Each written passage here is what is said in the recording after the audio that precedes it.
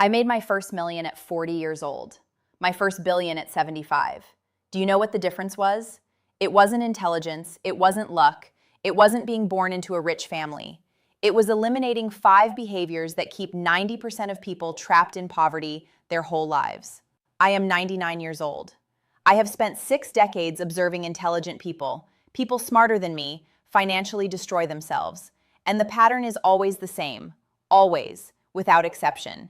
And if you think this doesn't apply to you, if you think you are different, that your situation is special, pay attention. Because I am going to show you the 5 exact signs that guarantee a person will never escape poverty. Not maybe, guaranteed. And if you recognize yourself in at least 2 of them, you have a serious problem. The good news?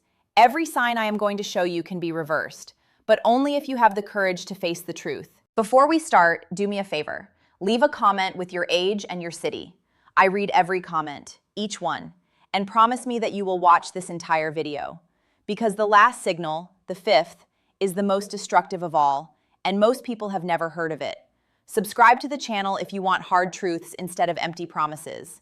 No hype, no outrageous predictions, just timeless principles that have worked for 200 years. Period. End of story. Signal number 1. You spend money to impress people who don't care about you. Wrong. Completely wrong. This is how 80% of people make financial decisions, based on what others will think. And I understand. I understand the frustration. You work hard, you want to show results. But listen to me. I am 99 years old. I have seen this exact pattern repeat hundreds of times. The subject gets their first raise and buys a car that costs 6 months' salary. The woman gets a promotion and moves to an apartment that consumes 45% of her income. It makes sense. It makes total sense. You earned more, so you can spend more, right? Wrong. I had a friend named Richard, 34 years old, a brilliant engineer. He earned well. In 3 years, he had a BMW, an apartment in the city center, designer clothes. Do you know how much he had invested? 0. Nothing. Not a penny. At 52, when his company cut 30% of the staff, Richard didn't have 6 months' worth of savings. A brilliant engineer, living on his sister's couch at 52 years old. Because every real he earned went to maintaining an image that no one but him cared about. Here's what kills me. You research for an hour before buying a 2,000 real cell phone, but you sign a financing deal for 200,000 without reading a line of the contract. Because someone told you that everyone has it. Not everyone. It's everyone broke. The same pattern in 1929, in 2000, in 2008. People spending to appear prosperous instead of building real prosperity. Americans before the Great Depression were buying stocks with borrowed money to look rich. Result? They lost everything. Not part, everything. I'm not smart enough to impress anyone with material possessions. You aren't either. You know what impresses? Freedom.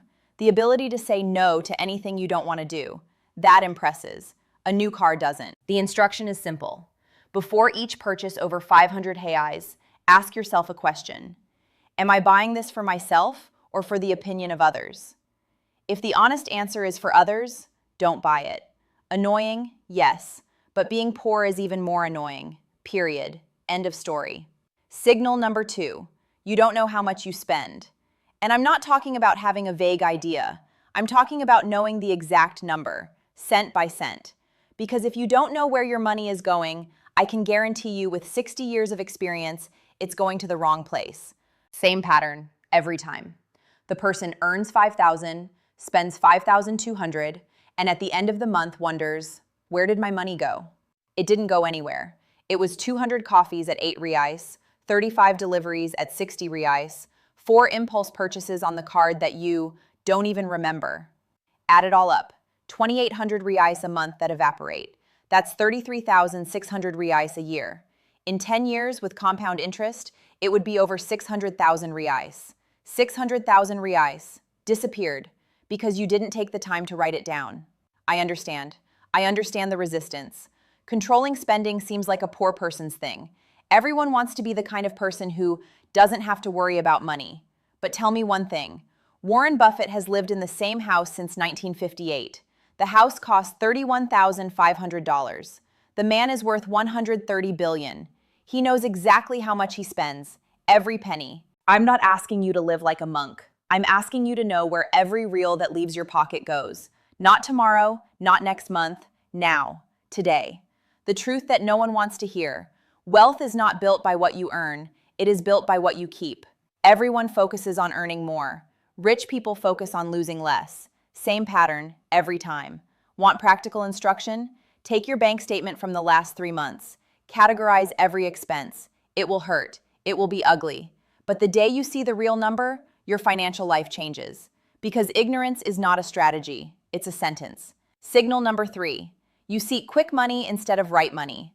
This one destroys more lives than all the others combined, and the pattern is the same, every time, in every generation, in every country, without exception. The South Sea Bubble. Ordinary people in England, teachers, bakers, merchants, invested everything they had in a company that promised fantastic returns. Isaac Newton, one of the greatest geniuses in human history, lost the equivalent of $20 million. Isaac Newton. If the man who invented calculus wasn't smart enough to resist the temptation of easy money, what makes you think you are? .com, Pets.com, Webvan, hundreds of companies with no revenue, no profit, no business model. People left stable jobs to invest in stocks that were rising 50% a week. This time it's different, everyone said. It wasn't different. It never is different. Subprime, Bear Stearns, Lehman Brothers. People who bought 3 or 4 houses with borrowed money because real estate only goes up. Result? Millions lost everything. Crypto, NFTs. People putting their entire life savings into a digital image of a monkey. Because some guy on Reddit posted a rocket emoji. Makes sense. Makes total sense. I've seen this 13 times in my life. 13. The name changes. Stocks, real estate, tulips, crypto. But the pattern is identical. Someone promises extraordinary returns, people get greedy, everyone jumps in, and when the music stops, 90% lost money. Not part of the money, almost all the money. Here's what kills. Quick money doesn't exist. It doesn't exist. It never has. What exists is slow, boring, predictable money that accumulates over decades until it becomes a fortune. Compound interest. Albert Einstein, yes, another genius, called it the 8th wonder of the world. But no one wants to hear that. Everyone wants the shortcut. There is no shortcut, period. The instruction. If someone promises you a return of over 15% per year consistently, it's a scam. Not maybe, it's a scam. Run. If an investment seems too good to be true, it is. Same pattern, every time, for 300 years. If you've made it this far, congratulations. You're already ahead of 90% of the people who clicked on this video. Most have already left. Good. Less competition. Signal number 4. You are afraid of looking stupid. This one is silent. This is what no one talks about. But in 60 years of watching people destroy their finances, I can tell you, the fear of looking ignorant is the most efficient fortune destroyer that exists. It works like this. You're in a meeting and someone talks about an investment. They use words you don't understand. Derivatives, hedge, leverage, yield curve. You don't ask what it means because you don't want to seem dumb. So you agree, you nod your head, you put money into an investment you don't understand. And when you lose, you say that the market was unpredictable. Wrong. Completely wrong. The market was predictable. You just didn't understand what you were doing. I have never in my life invested a cent in something I didn't completely understand. Never. Warren hasn't either. Do you know how many incredible opportunities we passed up? Hundreds, thousands. People called us old-fashioned, slow, outdated. When the internet bubble burst in 2000, those same people had lost everything. We hadn't lost anything because we hadn't invested in what we didn't understand. I am not smart enough to understand everything. You aren't either. And do you know what is really smart? Admitting it. Saying, I didn't understand, explain it to me again. Asking the question that everyone is afraid to ask. That is not weakness. That is the most profitable thing you can do for your financial life. The same pattern as Enron. Thousands of employees invested their entire retirements in the company's own stock. When someone asked how the company made money, no one could explain. But no one admitted they didn't understand. The result?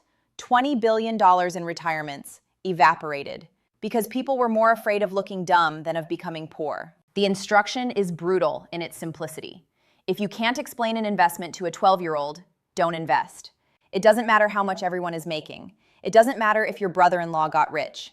If you don't understand, it's not for you. Boring? Yes. But losing money is more boring. Period. End of story. Signal number 5, and this is the most devastating of all. You give up too soon. I left this one for last on purpose, because this signal alone keeps more people in poverty than the other 4 combined. And the reason is pure mathematics.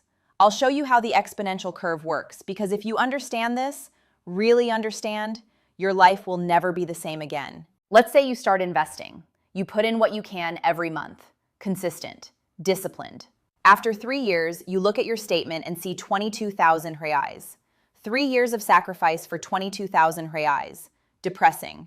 You look at the neighbor with a new car. You look at the colleague who got into crypto and tripled in 2 months. And you think, this doesn't work for me.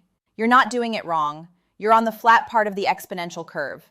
The first 100,000 are the hardest. It takes 5, 6, 7 years. It feels like an eternity. But listen, the second 100,000, they take half the time. The third, even less. By the 5th or 6th, they come every year. And by the 10th time, every few months. That's how compound interest works. It's not linear, it's exponential. But most people give up on the flat part, before the curve takes off. I have seen this my whole life.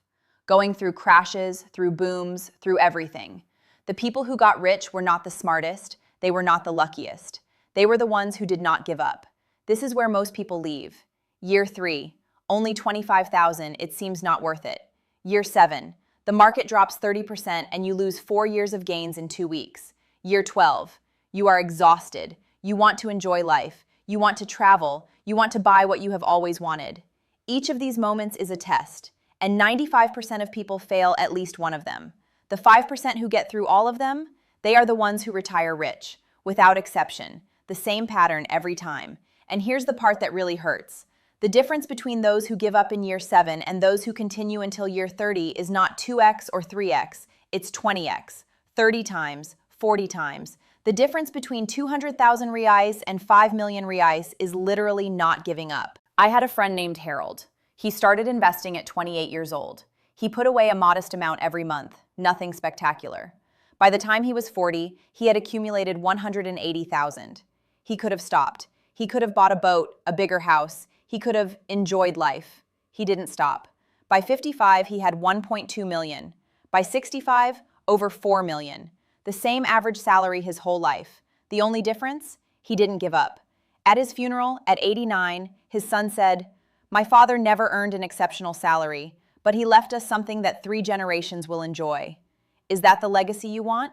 Or do you prefer the legacy of those who gave up in year 7 because they were tired? I will summarize it in one sentence. Poverty is not a condition. It is a series of repeated decisions. Spending to impress, ignoring your numbers, seeking shortcuts, being afraid of questions, and giving up too soon. 5 decisions, repeated day after day, month after month, year after year. That is what keeps people poor. Not the government, not the economy, not bad luck. Decisions. And the good news, which is actually brutal news, is that if it's decisions that keep you poor, they are decisions that can also take you out of poverty. But only if you have the courage to change. Not tomorrow, not next month, now. If you've made it this far, you are serious. Most people left before the second signal. You stayed. That already separates you from the crowd. Now the question is, what are you going to do with this information? Leave in the comments which of these 5 signals hit you the hardest. I want to know. I read every comment. Sign up if you want more hard truths that make you rich, instead of comfortable lies that keep you poor. In 30 years, if you follow these principles, not mine, they are principles of 300 years of financial history, you will be richer than 95% of the people around you. It's not my promise, it's math. I'm out. Go do boring things that make you rich.